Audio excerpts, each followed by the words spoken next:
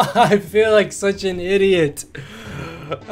¿Qué pasa, YouTube? 6foot Hacks here. Happy guys today. The team building video for week 8 of Pokemon 4 Glory Season 2. Week 7 will be uploaded next week during the bye week, but because Kyle was super busy during week 7, we got our bye week a little bit early. So yeah, next week will be week 7 and all that shenanigans for those of you who are wondering. But long story short, I already recorded this the night before I was supposed to battle Greg.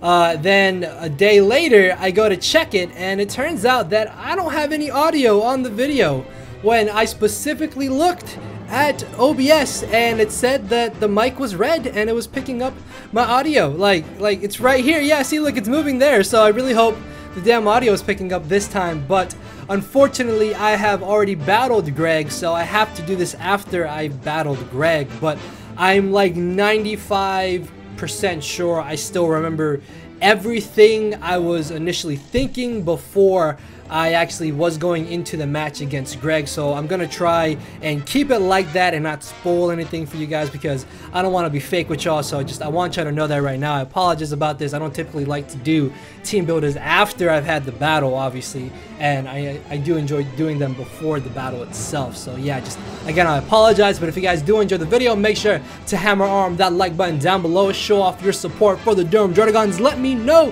what you guys think about our squad, what you think about our matchup going into this game against its Regulator 60, the coach of the Los Angeles Clefables, which his channel link and as well as link to the P4G is going to be down below in the description for you guys to go check him out. Now, Greg is not a, I guess not a, like a very popular or very well-known draft league player, but from what I have heard, this man is definitely a solid player, solid team builder as well. If I'm not mistaken, he also does help Dan A-Drive build for his matchups, if I'm not mistaken, of course.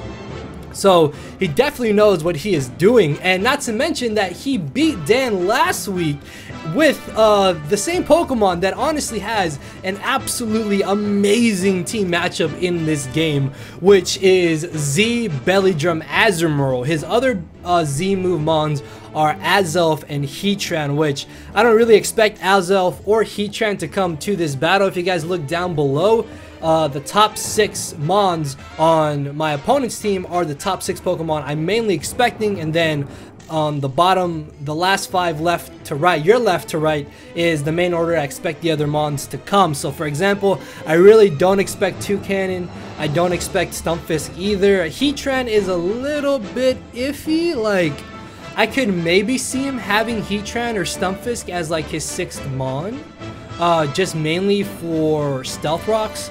But Alolan Persian and Cofagrigus are kind of interchangeable. Then Azelf I could see maybe coming.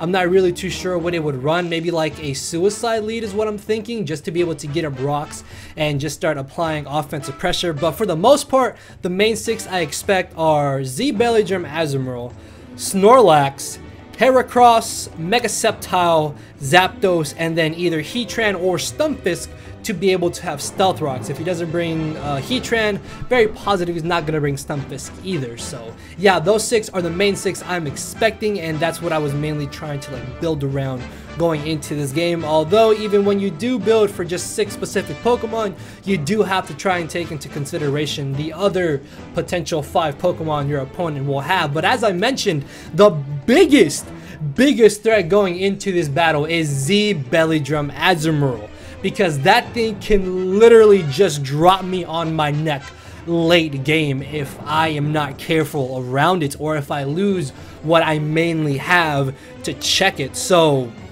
with that being said, let's go ahead and jump right into this. But actually, before I do that, quick shouts out to the assistant coach homies, I guess the somewhat like little front office that I have. Shouts out to Shuckle King 87 and our recent newest addition in Mr. Murkrow. If you guys don't know who Mr. Murkrow is, a phenomenal draft league player. 100% recommend you guys to go check him out if you want to learn anything in a draft league in general. T-Train has recently joined the front office as well, but because T-Train helps Greg build, he was not going to help us this week. So for this week, we had Shuckle King 87 and Mr. Murkrow as our main consultants and our main assistants. So with that being said, now we can officially jump into the first team member of the Durham Druddigons. Okay, I'm just gonna edit that out. If there was like a random black screen, it's just because I accidentally showed the entire team. It's like super late, so like I'm really tired. I was going to edit this and then go to sleep, but now I have to re-record, hopefully edit it if I'm not too tired, and then still try and get it up tomorrow for you guys for double uploads on Fridays. But yeah, anyways, as you guys can see here, this is our first team member, which is going to be Julio the Jellicent, making his return to the Durham Druddigons, rocking a pretty awesome set, if I do say so myself, because the main point of this set is to literally just stop Z Belly Drum Azumarill in its tracks. Like, if Greg thinks that he can win with Z Belly Drum Azumarill late game, and I still have this Jellicent around, which the idea is to try and ensure I have Jellicent around to guarantee that that Azumarill does not sweep. Because with Sludge Wave and us having Expert Belt, we do, I think, minimum like 70% to Azumarill, even if he is running a lot of HP investment. We have enough speed to outspeed Jolly max speed Azumarill, but if I'm being completely honest with you guys, I don't think he should bring Jolly. Like, Azumarill is one of those Pokemon that just can easily run Adamant in most matchups and still just do a whole lot of damage. Plus, I really don't think he'll see like a super fast Jellicent coming, because Jellicent is also kind of my pseudo answer to Heracross, and Heracross I'm thinking could be like a Scarf set, or if it's like Flame Orb with Guts, that could be a little bit of a nuisance, but that just means it's not nearly as fast as it would be if it's Scarfed. And if it is Scarfed, I can kind of pivot around and potentially predict around close combat and Mega Horn and then go from there. But for the most part, Jellicent is literally only here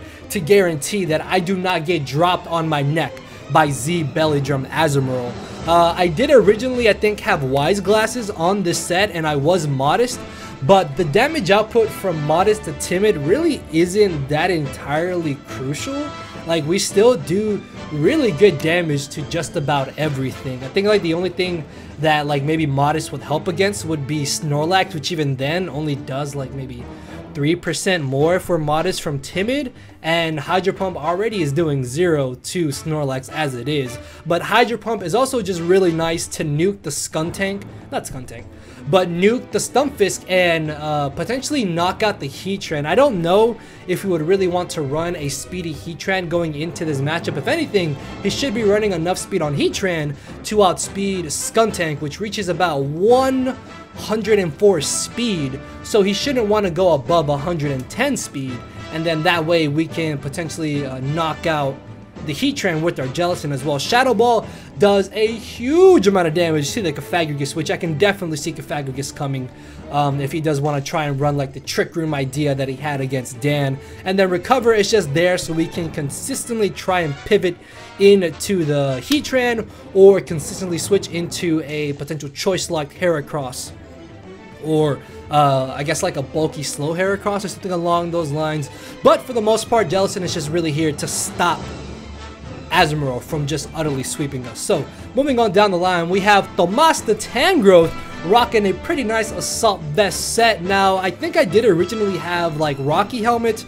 I think at one point I had leftovers, but the awesome thing about Assault Vest Tangrowth is that it literally just stops Sceptile from coming in and potentially getting a KO anytime. The combination of Sceptile plus Mega Sceptile, sorry, and Azumarill is actually really annoying to my team, but for the most part, Tangrowth can kind of be a switch in to both of those Pokemon if it really comes down to it. If not, then I can safely check them depending on like what sets they're running.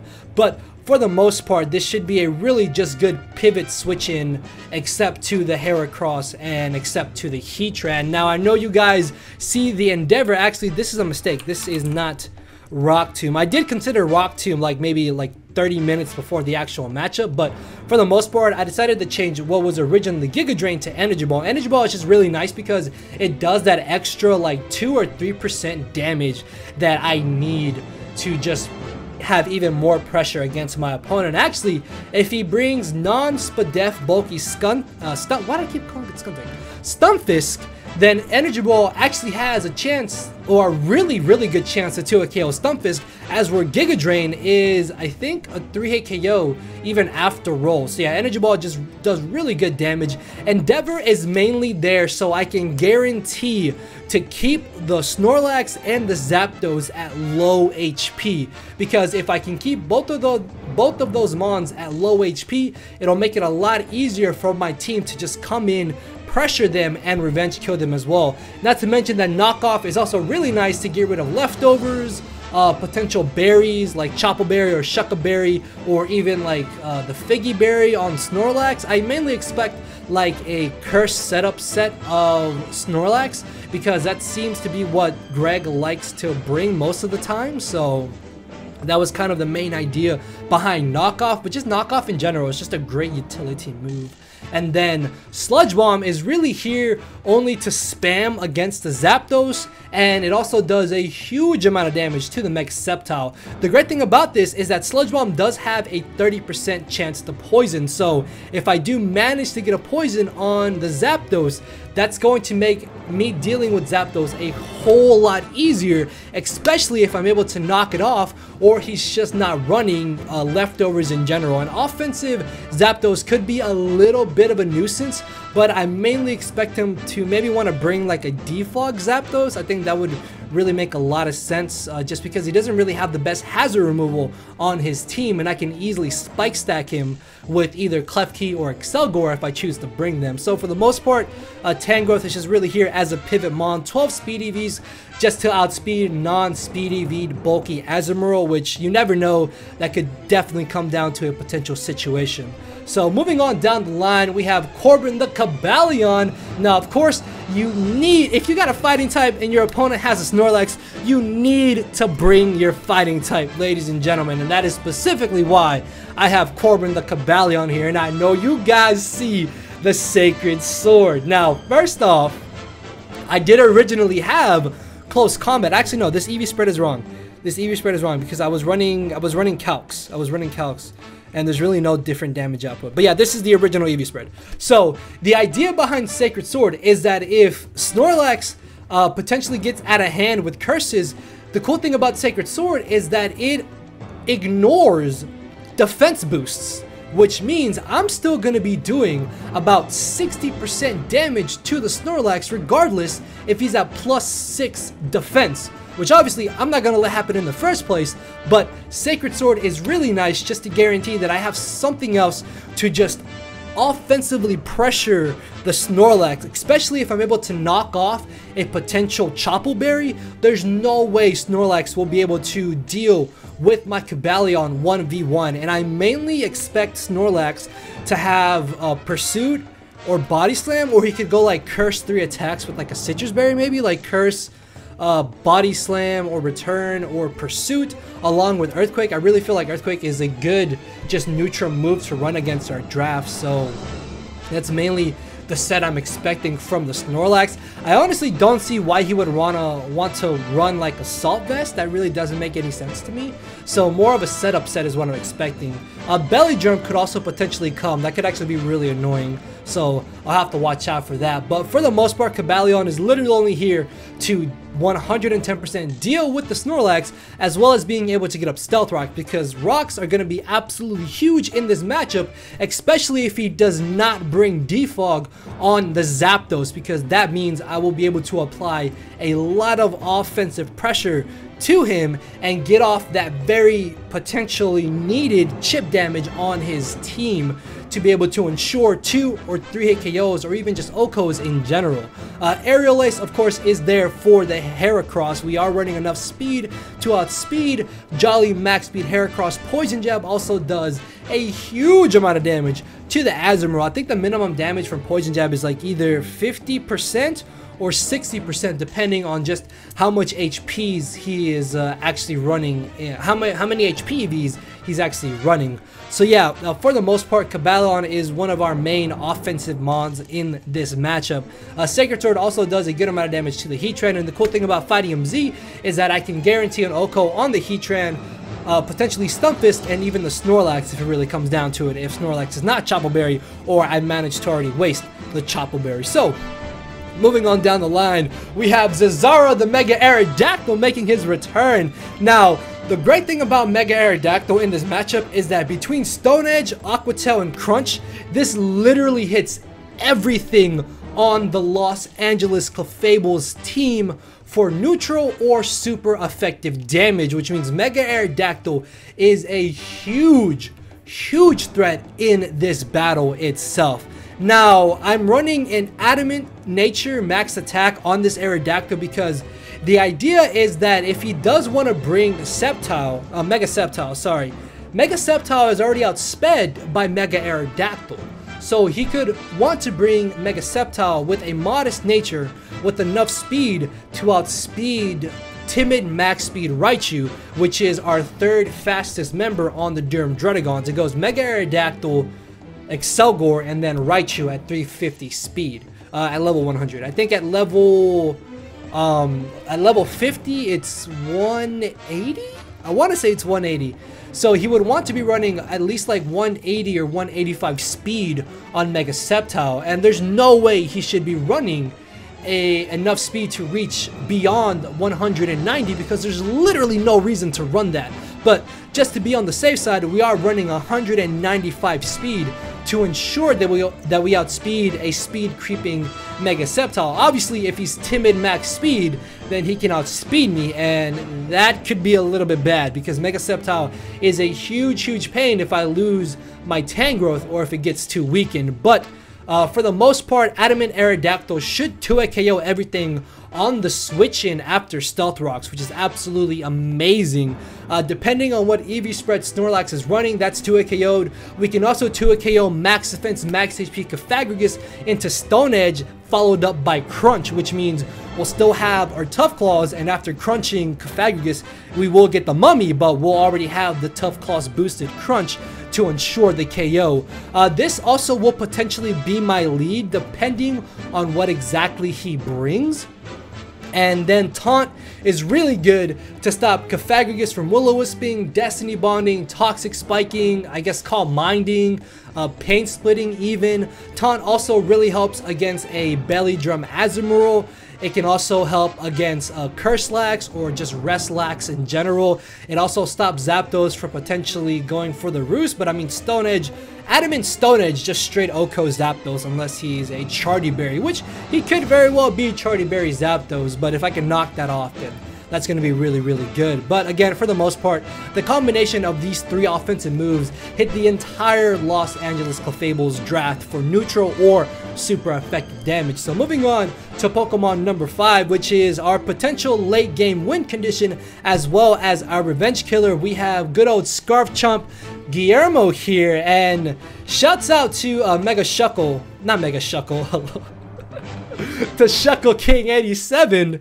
I'm tired, guys. To Shuckle King 87 because this was originally Jolly with enough speed to outspeed Heracross, but Shuckle King, I was about to say Mega Shuckle again. Shuckle King 87 pointed out that if I go Adamant Nature with this specific EV spread, I have slightly more attack EVs with enough speed to still outspeed Heracross. And if I'm not mistaken, I did add on a little bit of extra attack EVs because I think the original attack EVs were like 132, 140, something along those lines. But the cool thing about running Adamant Nature with 180 attack EVs is that we have a really solid chance to 2-hit KO Zapdos on the switch in with Stone Edge, and after Stealth Rocks, it's definitely 2-hit KO'd. If it's not Charty-Berry or if it's not Leftovers, with Rocks Up, it's 2-hit KO by Stone Edge, so that's going to be really good for this matchup. Dragon Claw is just a really good move to be able to lock ourselves into once the Azumarill is gone.